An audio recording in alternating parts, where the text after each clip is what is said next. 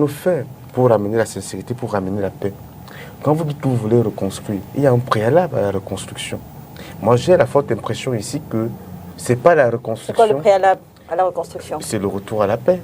C'est le D'accord. retour à la sincérité. C'est le retour des bénéficiaires de cette reconstruction. Les bénéficiaires sont éparpillés dans tout le Cameroun. Ils souffrent dans les... regardez les jeunes filles, la prostitution, parce qu'elles ne savent pas. Elles n'ont aucun avenir, aucune perspective. Ils sont partout au Niger, ils sont partout. Il faut les ramener. Vous voulez reconstruire pour qui? Quel est l'entrepreneur qui peut accepter d'aller reconstruire pendant que les armes crépitent? Est-ce que cela est possible? Ce n'est pas possible. Le coordonnateur même de ce plan de reconstruction, le ministre Paul Tasson, sa propre maison a été incendiée. Il ne l'a pas reconstruite.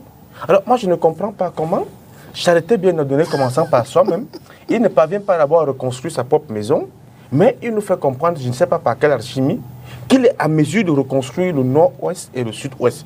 Vraiment, ce n'est qu'au Cameroun qu'on peut voir des choses pareilles.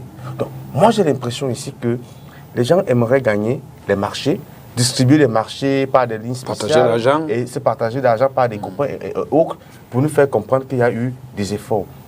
Donc, il faut faire attention. Il y a des choses sur lesquelles on ne s'amuse pas. C'est vrai qu'on n'a plus peur de rien, puisque les gens se sont enrichis avec l'argent du Covid, même des cadavres. Donc, on sait que les gens n'ont plus peur de rien, mais il faut quand même respecter aussi un peu les gens. Si on veut reconstruire, si vraiment on veut reconstruire pour les hommes, pour les Camerounais du Nord-Ouest et du Sud-Ouest, il faut un retour préalable à la paix. Maintenant, si on veut absolument reconstruire dans les conditions actuelles, ça veut dire qu'on veut reconstruire pour les animaux et les arbres.